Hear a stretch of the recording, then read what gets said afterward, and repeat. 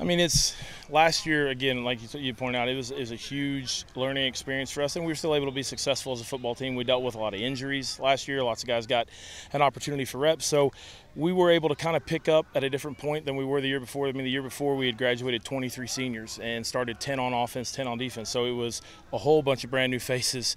And you don't, our schedule, you start right off with Mountain Grove, one of the better teams on our schedule. Those kids don't get any kind of opportunity to ease themselves into varsity football. So I expect our confidence level to be quite a bit higher, especially going into week one, just because they know the drill now. Mm-hmm. Couple of nice plays just out here watching you guys in this last scrimmage. Who are some of the guys that are going to stand out on the field on Friday night?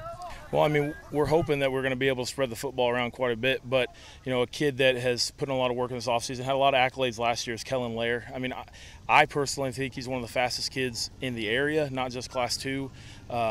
Extremely good vision. He doesn't get enough credit for having really good balance. I mean, he's a tough guy to bring down just from the fact that he can find a way to stay on his feet. He's kind of the thermometer of our offense. When Kellen's doing well, we're doing well.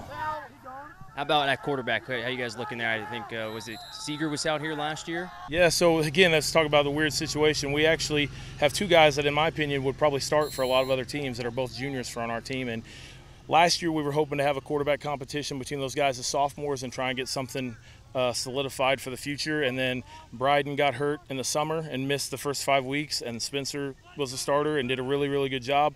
Led our team in rushing well into like week 8 after he'd even been hurt. He got hurt week 5 or week 6.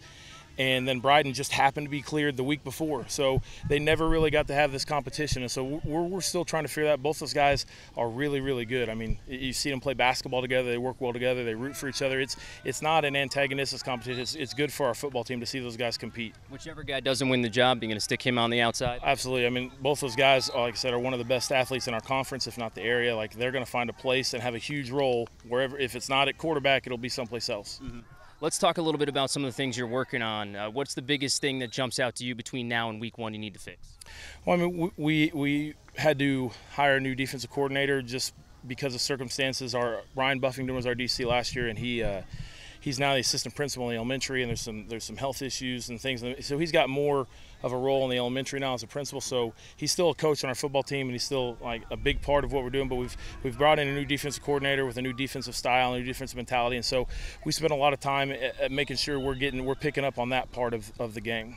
I know the defensive side has been huge for you guys in the years that you've been really, really good. How much of an adjustment is that for you as a head coach to have a whole new style on that side of the ball? I mean, I like it because it feels like we've had a little bit of groundhog year. And you're right, like when Coach Buffington was here, we had years where teams averaged less than 7 points a game. And we had lots of guys that got to play in college, and his defense was always really well coached. And I'm just lucky that I don't have to worry about it. We hired a guy named Paul Thomas. He's got college coaching experience, high school coaching experience. He played at Missouri Valley. He coached at Wayne State. It's just I don't know how many Class 2 schools get to lose a guy calling the defense like Ryan Buffington and replace him with a guy like Paul Thomas. I'm really blessed.